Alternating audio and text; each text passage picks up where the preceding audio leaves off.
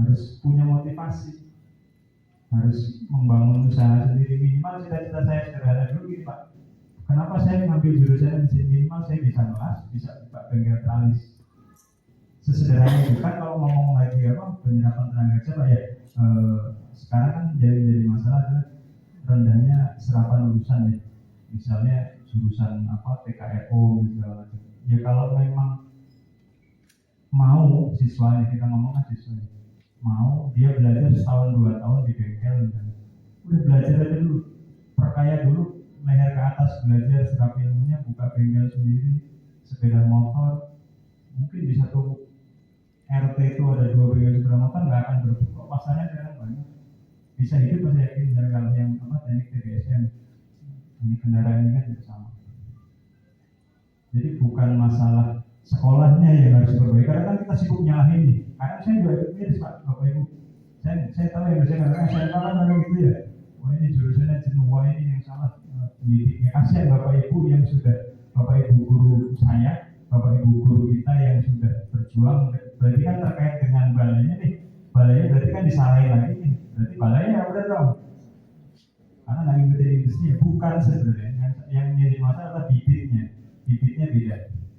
Nah, bibitnya beda ini karena saya ngerasain Bapak Ibu, di saya itu magang siswa itu sampai sekarang masih kontinu. Saya ngambil dari Lampung, karena saya juga dari Lampung, saya ambil beda-beda kabupaten saya ambil. Saya sampling dua. Terus ada lagi terakhir saya ambil dari Wonogiri, 2 orang untuk sampling. Minimal masih kesempatan. Dan kalau memang bagus kita ambil. Karena mungkin skalanya saya tidak bisa banyak, ya minimal saya bantu dulu. Ya kan kalau yang mungkin kegiatan yang sekarang berjalan di perusahaan kami, magang guru, magang siswa, dan saya sendiri kadang juga narasumber untuk juga penjelasan kurikulum di sekolah-sekolah di Lampung. Itu mungkin hampir semua SMK yang ada jurusan mesinnya di setiap kabupaten sudah saya kunjungi. Bahkan saya keliling. Dulu perjuangan saya mungkin saya ceritakan sini sebagai motivasi kita dulu semua. Di 2011 itu pertama kali bantuan mesin CNC yang masif ya itu, dan di 2014 saya melihat sendiri selama 3 tahun kurang lebih mesinnya mangkrak. Karena memang dulu bantuan gurunya dilatih, tapi karena mungkin secara SDM dulu faktor usianya sudah tidak mengikuti, karena CNC ya terkait itu tadi, mungkin banyak mesin nggak jalan, dan akhirnya setelah karena tidak dipakai ya rusak. Mungkin Pak Joko yang lebih paham Pak Joko ya kasusnya. Jadi dulu masih bantuan. Jadi kalau kita ngomongin pemerintah sudah bagus ngasih dana gede Pak, karena saya tahu. Jadi kita nggak bisa saling menyalahkan ya. Mungkin evaluasinya ya balik lagi, karena memang bibitnya kita memang tantangan berbeda. Gimana penyampaian ya bareng-bareng lagi, ini masalah bersama. Kalau sekedar saling menyalahkan yang atas, menyalahkan yang bawah nggak bisa. Karena ini masalah bareng-bareng, masalah bangsa. Karena apa Cina itu unggul Pak? Di Cina itu populasi mesin CNC itu 44% dunia. Jadi kalau kita ingin menguasai dunia, kuasai dulu manufaktur Pak, produksi. Kenapa nyebut mesin CNC? Karena mesin CNC itu mothernya manufaktur, ibunya daripada manufaktur. Karena semua dibuat di situ. Bapak, Ibu ngomongin gelas itu kan dicetak ya, gelas ini. Itu cetakannya yang bikin mesin CNC.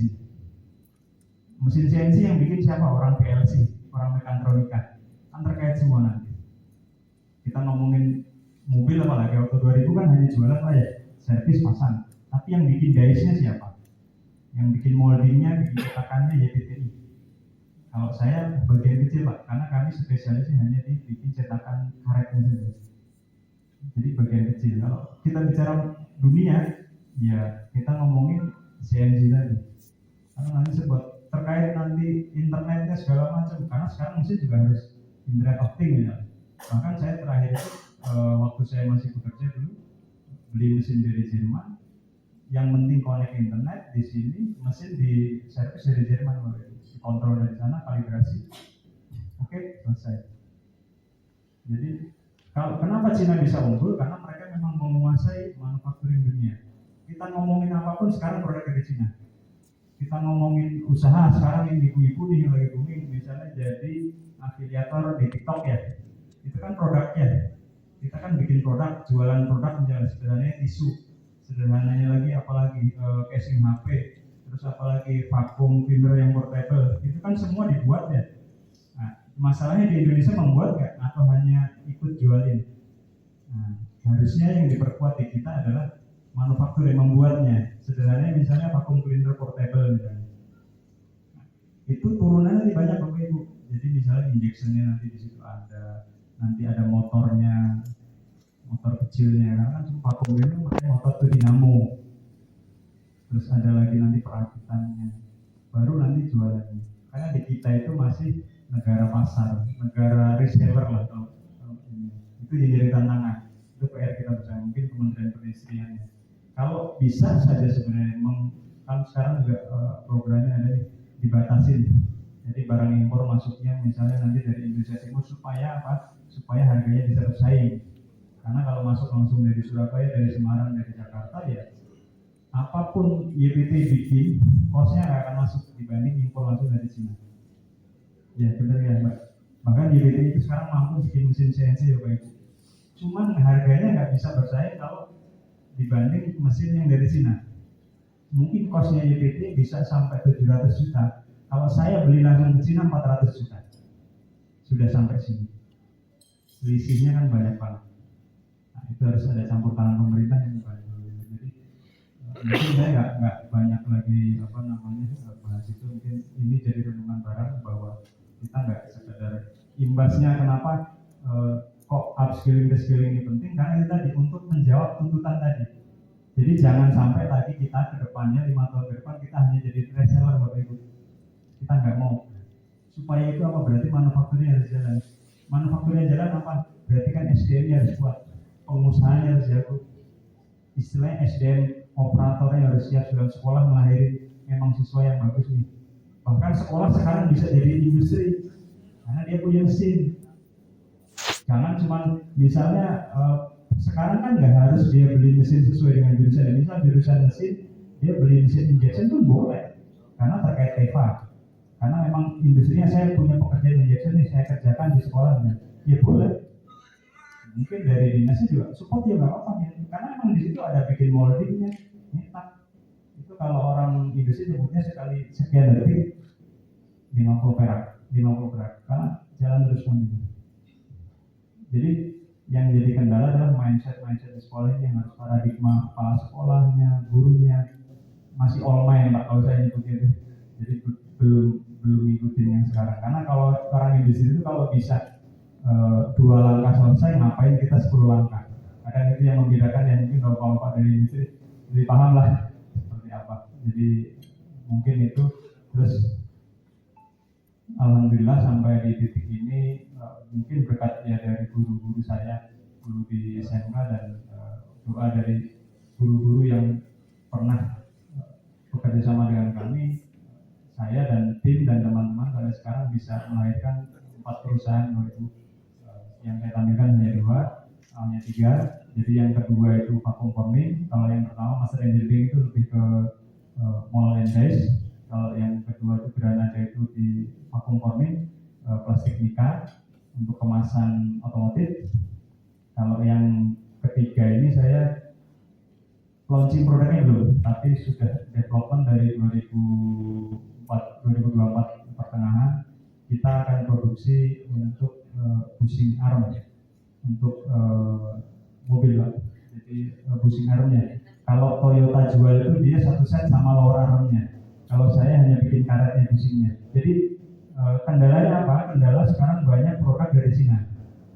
Produk Cina itu secara kualitas jauh. Tapi yang jadi masalah produk Cina tapi di labelinnya Toyota, Daihatsu, palsu jadinya. Itu yang jadi masalah. Orang kita itu pintar Pak.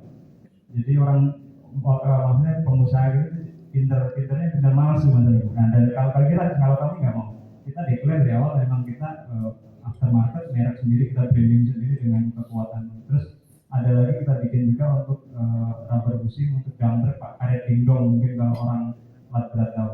Jadi karet dingdong kalau bahasa di pasarannya karet dingdong, kalau bahasa teknisnya torku rubber bushing. Jadi itu mungkin di Kalimantan banyak Pak. Itu kalau saya berpikir kalau kolaborasi dengan sekolah, setiap sekolah yang punya jurusan misalnya kendaraan ringan, itu kan termasuk ya di sekolah buka. Ya kalau sekarang kan bisa beli mesin checking mesin yang buat ngecek kaki itu ya, bisa kan? Itu paling 90 juta dapat. Buka spesialis kaki-kaki karena peluang Pak sederhana sebagai kaki-kaki itu orang Tasik, orang Ciamis bisa hidup. Benar Pak? Jadi nggak ada alasan untuk sekarang susah nyari kerja ya. Kalau sekedar nyari kerja susah Pak. Kalau tapi kita mau belajar kalau punya SMK kerja di bengkel kaki-kaki itu ya nggak apa-apa. Gaji di bengkel kaki-kaki nggak besar, tapi kan dapat ilmunya. Peluangnya karena secara unit total sekarang otomotif kan sudah mulai jutaan, puluhan juta. Sudah waktunya ganti kaki-kaki dan akan terus. Dan kaki-kaki nggak akan berubah biarpun dia jadi mobil listrik. Benar, kalau engine mungkin akan berubah, piston mungkin lagi nggak ada, castingnya nggak ada, kaki-kaki nggak akan berubah. Jadi itu peluang yang bisa dilihat. Jadi sekolah harus ngikutin situ. Trennya apa sih? Bisnis yang memang istilahnya muter, nggak akan fast moving Pak. Jadi nggak ada habisnya terus. Nah, sekolah juga harus tahu. Bahkan saya kemarin sekarang juga gini yang jadi masalah kan gini Pak, di sekolah itu jadi yang penting nyohor nggak apa-apa, biar tekor, yang penting nyohor kan begitu. Karena ada pengalaman juga ya, ada sisi positif, ada sisi negatifnya Pak. Mungkin sisi positifnya bisa dikunjungi dengan satu. Saya sedikit cerita di Palembang itu mereka bingung TEFA Pak. Rombongan kepala sekolah dan wakilnya datang ke saya ngobrol, sharing Pak kita mau bikin TEFA apa nih? Ya saya cerita di SMK 1 Kerawang yang saya tahu mereka bikin hanger Bapak Ibu. Mungkin itu pasarnya kan nggak akan berbutuh. Kalau satu kabupaten beda kabupaten juga nggak akan berbutuh juga kan. Apalagi beda provinsi beda pulau.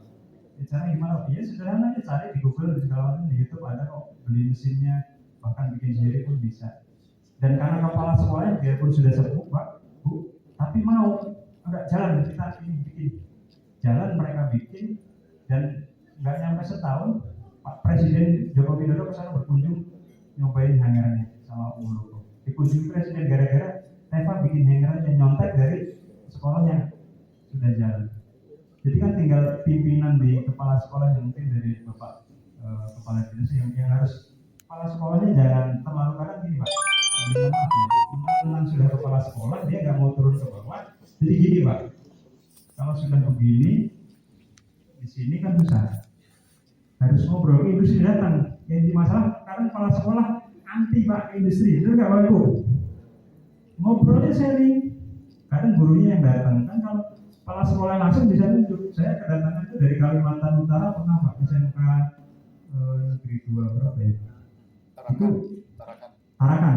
Itu datangnya saya Pak, kepala sekolahnya ngobrol, sharing. Senang saya modal sudah tua. Ya mereka support karena kan pucuk pimpinan sendiri yang mengambil keputusan. Oke, jalan. Yang di Palembang datangi presiden kan, kalau datang presiden gampang, minta mesin apa? Tanda tangan dulu. Jadi butuh juga pencitraan, tapi harus jalan juga. Pimpinannya juga harus bisa mengambil keputusan langsung. Karena kalau sekedar yang jalan itu kan kesannya lapor lagi kepala sekolah mentok lagi Pak. Itu mungkin saya fokusnya ke kepala dinas, mungkin cari kepala inti yang bisa intervensi ya, cari kepala sekolah yang mindsetnya mau terbuka Pak, mau ngikutin. Jadi nggak harus pinter, yang penting mau nih kita ikutin industri. Kan nggak harus ngikutin tuh tipe Pak sama persis kan enggak. Yang penting dia sharing.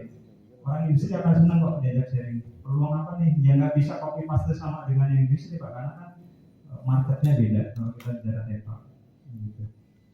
Mungkin itu Bapak Ibu yang bisa saya sampaikan. Terima kasih. Mungkin kalau pesan dan pesannya untuk kerjasama dengan BNPTI dan pelatihan, kalau pesannya sih baik Bu selama ini, karena kebetulan saya dan Pak Tatang dan Pak Dedi, Pak Tatang ini tuh ya itu kenal sudah lama Bapak Ibu. Jadi memang saya sudah sering ke BNPTI juga, BNPTI juga sering ke kami, kolaborasi, komunikasinya juga nyambung, enak. Yang saya rasakan bekerja sama dengan kita sebutnya birokrat bener ya. BMT termasuk birokrasi atau bukan sih? Ya, kepemerintahan kan ya. Itu yang paling enak saya rasa BMT ya, maksudnya kami ya. Mungkin benar Mbak ya. Jadi welcome ya, nggak ada istilahnya datang kita juga bondingnya dapat dan istilahnya kalau ngomongin sekarang itu. Jadi untuk pelatihan ya memang komunikasi kan sekarang gampang ya, tinggal WA aja Pak, telepon aja dadakan bahkan karena itu paling penting Pak.